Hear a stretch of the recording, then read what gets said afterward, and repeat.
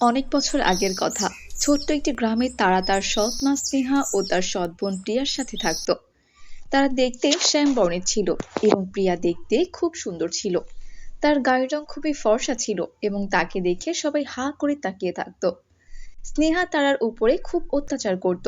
তারা তার সৎ মায়ের ধমকি শুনে ঘরের সব কাজ করত। ঘরের সব কাজ শেষ করে তারা তার সৎ মায়ের কাছে যায় এবং বলে, মা, আমি ঘরের সব কাজ শেষ করে ফেলেছি। রান্না বান্না, ঘর পরিষ্কার সব করেছি। এখন কি আমি একটু বিশ্রাম নিতে পারি? ঘরের কাজ তো করেছিস, এত ভাব দেখাচ্ছিস কেন? হ্যাঁ, তোর কোনো বিশ্রাম টিশ্রাম নেই বাপু। আমিও ঘরের কাজ করি। আমি তো তোর মতন এত ভাব দেখাই না। যা, এখান থেকে যা তো যা। তারা তার সৎ মায়ের মুখে এই কথা শুনে খুব কষ্ট পেল এবং কান্না করলো।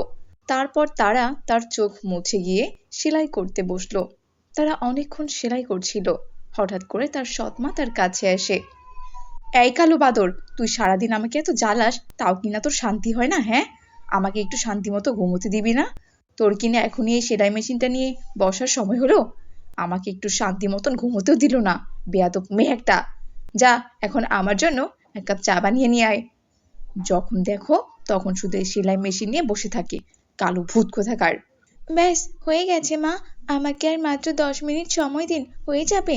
আজ তো পাশের বাড়ির সুব্রতা কাকির মেয়ের বিয়ে, আমি তার জন্য তাড়াতাড়ি লেহেঙ্গা বানিয়ে দিচ্ছি। আপনি শুধু একটু সময় দিন, তারপর আমি আপনাকে চা বানিয়ে দেব। এই বড় লোকের বেটি, আমি তোকে বলেছি না আমি চা খাবো? তো আমি এখন চাই খাবো, বুঝতে পেরেছিস তো? আর তা না হলে কিন্তু আমি তোকে এবং তোর এই সেলাই মেশিনকে ঘরের বাইরের রাস্তা দেখিয়ে দেব, এ আমি বলে দিলাম। তারা আর কোনো কিছু বলল না। সে মন খারাপ করে সেখান থেকে চলে গেল এবং রান্নাঘরে গিয়ে চা বানাতে শুরু করলো।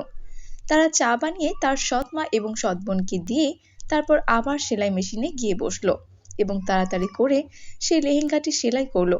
কিছুক্ষণ বাদে সুব্রতা কাকি মিনার বাসায় আসলো এবং দরজায় কড়া নাড়লো। তারা খুব দ্রুত গিয়ে দরজা খুললো এবং শুভ্রতাকে ঘরে নিয়ে আসলো। আরে আরে, তারা যে, তা বলছি, তোমার লেহেঙ্গা সেলাই করা হয়েছে? হ্যাঁ কাকি, আমার সেলাই করা শেষ হয়েছে মাত্রই। তুমি এসো, নিয়ে যাও। তারা সুব্রতাকে নিয়ে তার ঘরে চলে গেল এবং সুব্রতাকে তার মেয়ের জন্য তৈরি লেহেঙ্গাটি দেখালো।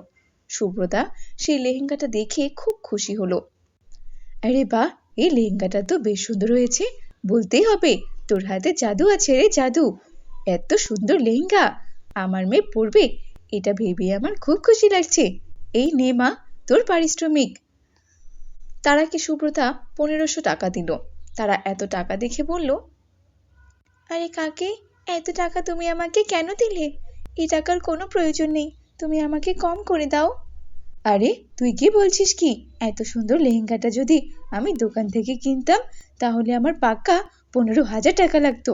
কিন্তু তুই আমাকে এটা 1000-এ দিবি বলেছিলি, তাই আমি তোকে 500 টাকা বেশি করে দিলাম। বুঝতে পেরেছিস তো? তোর কারণেই তো আমাদের গ্রামের গরিব লোকেরাও সুন্দর সুন্দর জামা কাপড় পরে এখানে ওখানে যেতে পারে। নে মা নে, তুই আর মানা করিস না। যা কাকি, তুমি এসব কি বলছো?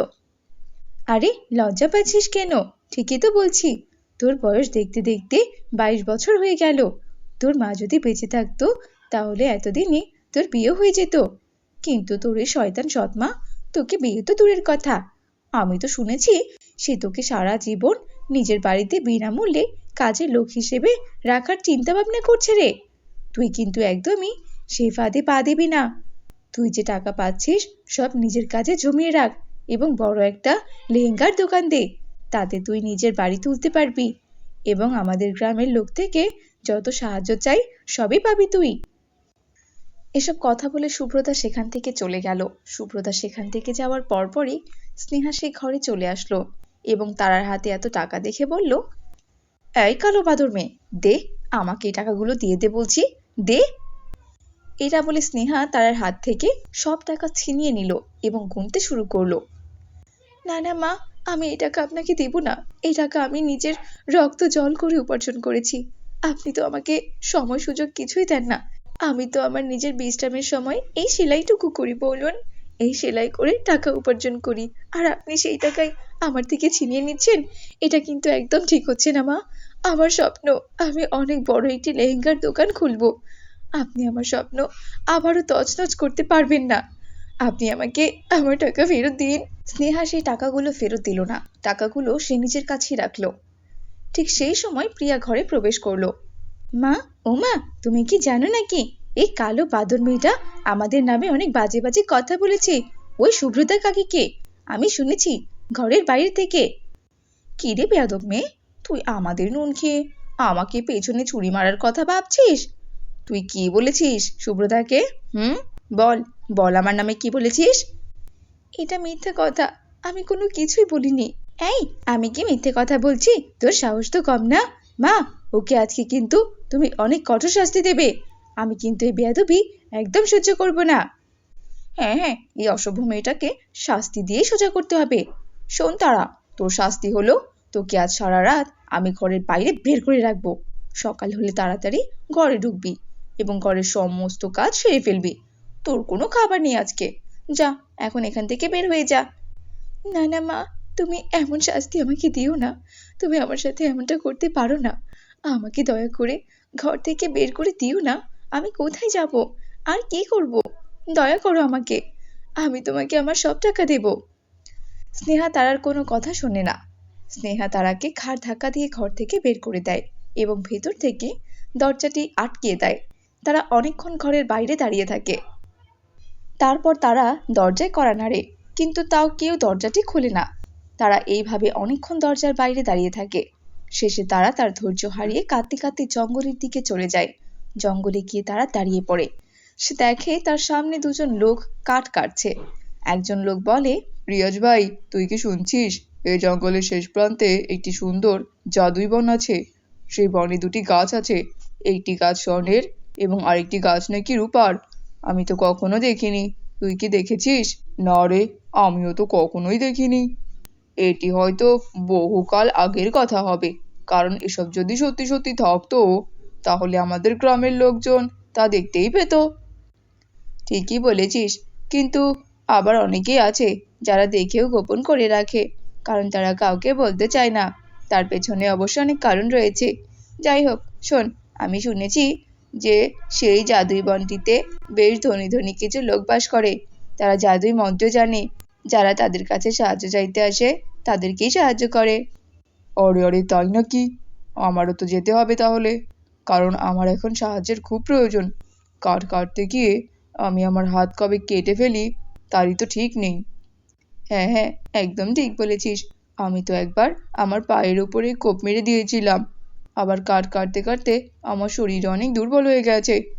এখন আমার বিশ্রামের অনেক প্রয়োজন, কিন্তু কোনো বিশ্রামই তো করতে পারি না, কারণ আমাদের যে নুনান্তে পান্তা ফুরায় অবস্থা। হ্যাঁ হ্যাঁ, একদম ঠিক কথাই বলেছিস। এবার চল চল, বাকি কাঠগুলো কেটে ফেলি। তারা লোক দুটির কথা গাছের পেছনে দাঁড়িয়ে শুনছিল। সে এমন দুটি জাদুই গাছ এবং জাদুই গ্রামের কথা শুনে বেশ খুশি হয়ে যায়।